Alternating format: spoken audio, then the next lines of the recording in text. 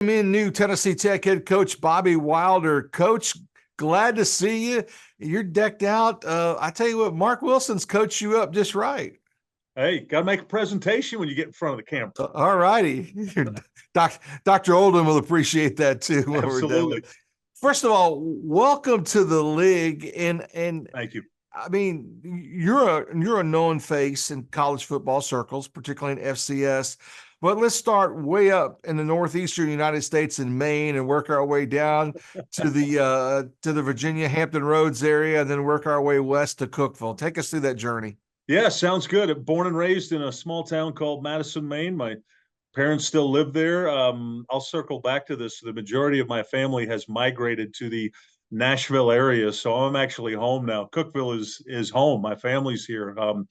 But played college football at the University of Maine, captain, quarterback, all-time leading passer when I graduated. Went on to Boston College, where I worked for Jack McNell for 2 years, earned my master's degree, and then back to the University of Maine. Was actually hired back by Kirk Ferentz, his first head coaching job. Kirk's now the head coach at Iowa, longest tenured coach in America, one of the best in the business, and started my coaching career there. Spent 17 years, worked my way up to associate head coach, offensive coordinator, quarterback coach, and then in 2007 was hired at Old Dominion to help start a football program. They hadn't played since back in the 40s. It was a 69-year absence. We spent 26 months building facilities, hiring coaches, recruiting players, and then we just hit the ground running in 2009. We were 9-2, followed it up with 8-3, 10-3, 11-2 playoffs. We were 38-10 the first 4 years, and then we made the decision to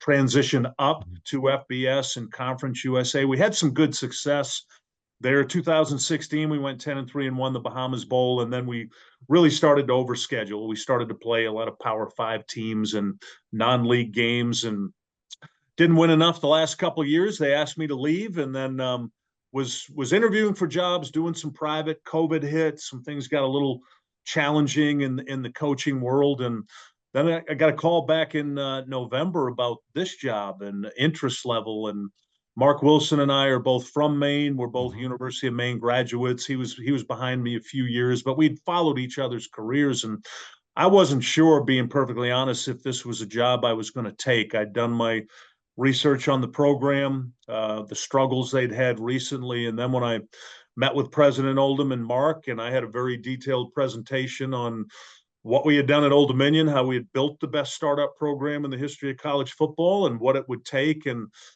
they were all in with the plan, and that led to my hiring. I've been here 8 months and absolutely living the dream. And also coinciding with that, a couple things. You've got a building program going on at Tennessee Tech at this very moment. How does That's that correct. mirror what you did at ODU? Yeah, that's a great question by you. The similarities very interesting. A very progressive president in terms of growth, student population. You know, if you look around the country, most four-year institutions are losing population. We're growing at Tennessee Tech, and his vision, President Oldham's vision, is to continue to grow. We've got 9 different projects going on campus, with the stadium being one of them. So, how do you go about putting together the staff? It's now early December, and Bobby Wilder's the head football coach at Tennessee Tech. Take us from there to July. Yeah, the first I, over.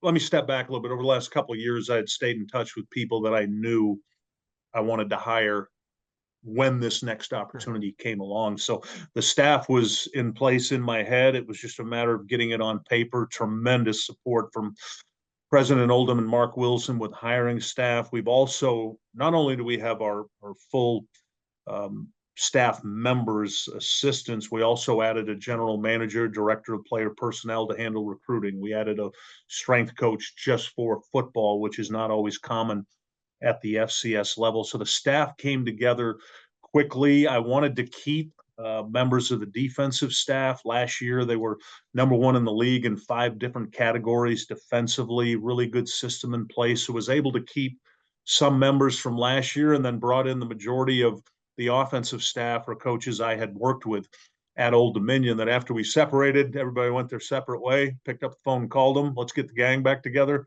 They packed, moved to Cookeville. So that was really important to get the staff together of not only guys that I'd worked with, had experience in the system offensively that I wanted to run, but to keep the structure, that 4-2-5 structure on defense that was so good for Tech last year. How do you think that equates to this conference, that 4-2-5 alignment? It's basically a microcosm of college football. A lot of what you see in college football right now is really fast break basketball on a football field. So you've got to match personnel. The majority of the personnel groupings are 10 and 11 personnel. There's a lot of speed on the field. So by putting an extra defensive back on the field, it helps you to match that speed that you're seeing from offenses. Did you bring your own evaluation process in with the existing team that you inherited and then the changes you have made? How did you go about that? You said you got the gang all back together for the most Yep. part. So there had to be some evaluation process that's kind of a blueprint of your own going into it. Speak to that a bit, if you would. Yeah, really, really good question. It goes back first and foremost to um, something I've had developed as a head coach called the aim high philosophy. So anytime we evaluate any of the players we had inherited from last year's team, which Coach Alexander and his staff had, there's some good football players on this team. They had some good talent on this team. And then the new players we bring in, it always goes back to the aim high philosophy. So first thing we do is evaluate them as people, their family, their background. Number two, academically, can they have success at a school like Tennessee Tech, the number two public institution in Tennessee? And then number three, what value do they bring as a football player? Very detailed, specifically by position to fit the systems that we're running, offense, defense, and special team. And it was easy to put that in place because we'd had it and developed it, and the coaches I had were teaching the new guys about it. And then, as I mentioned to you, we hired that general manager position, which was critical when you're looking at something that's a very major part of college football right now, the transfer portal. You have to have an ability as a staff to evaluate what can get to about 15,000 players in that portal. So, what are you looking for specifically? And I'll give you an example: offensive linemen. We wanted players that were at least 6'4" or taller in the offensive lines. In the offensive line. So the matrix we had with the software we used, we were able to break down the roughly 2,000 offensive linemen that were in the portal and identify all the players that were 6'4" plus.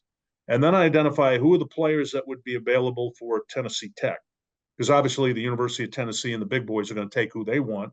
And then the group of five is going to take who they want. Okay, then how can we break that down to specifically find the 6'4" plus offensive linemen that would be available to us? So aim high philosophy, a matrix, and then a way to evaluate not only the portal, but the high school players. I guess Nate Hodnett fits that bill on the offensive line for you.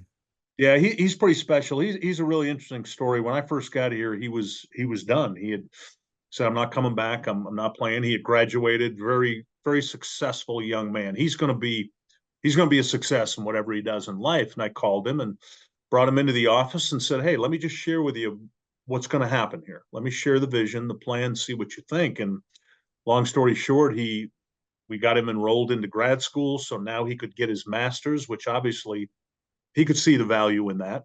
And then to have him back as the anchor of the offensive line, that was probably early on. My top recruit was getting him to come back. Sure.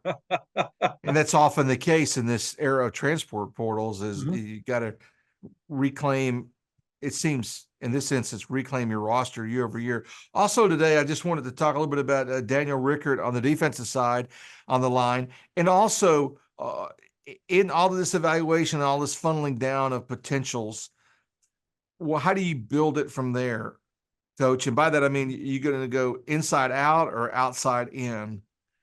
And a word or two about Daniel Rickert. Sure. Yeah. Daniel Rickards was clearly one of the best players in the league last year, 10 sacks, 15 TFLs. His defensive line coach, Sam Williamson's one of the best in the country. He did an excellent job rotating 8 defensive linemen. So Dan played 330 snaps last year. That's about 30 snaps a game. I mean, he was fresh, he was aggressive, he was explosive, so managed really well, and then just an outstanding instinctive football player. Those are powerful numbers for a D lineman: 10 sacks, 15 TFLs. That's really big. Those are game changing numbers. Having him back was impactful. To your question about how to build it, you always start with the quarterback because that's the most vital position. And then the center, and then you work your way out in terms of what you need. Defensively, I've always been a very strong proponent of it. Starts with your defensive line, and the reason being your defensive line can impact the game in so many ways, whether it's stopping the run or putting enough pressure on the quarterback that the routes aren't allowed to develop down the field. So major emphasis defensively with the defensive line working back, and then with the quarterback center working out.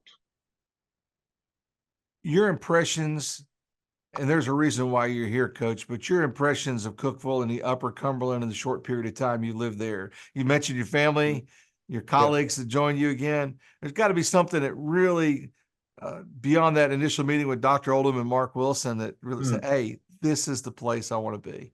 Yeah, one of the first things I did on the visit was Amy New, who's the president of our Chamber of Commerce, took me on a tour, took me around Cookeville, and I'd done my homework. I'd done my research on, Cookeville's about 35,000, Putnam County's about 75,000, and the growth, that Nashville sprawl that started back around COVID, and the area is multiplying 2% per year. So for someone who's been around it a minute like I have, seeing that this is an area that's growing, it's not an area that's dying.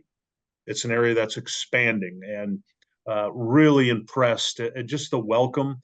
It felt a lot to me like growing up in Maine and working at the University of Maine, living in Bangor in terms of the people. What I love about the South, as you know, it's faith, family, football. Until you get to Saturday, then football's number one, and take your pick what's two and three. Love that part of it, the excitement with it. This is home to me. This is where I can see myself.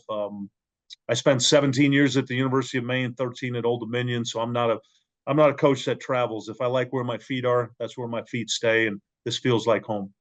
Glad to have you in the conference. Glad to have you in Cookeville. Wishing you all the best this season. Bobby Wilder, the new head coach at Thank you. Tennessee Great to Tech. be with you. Wings up.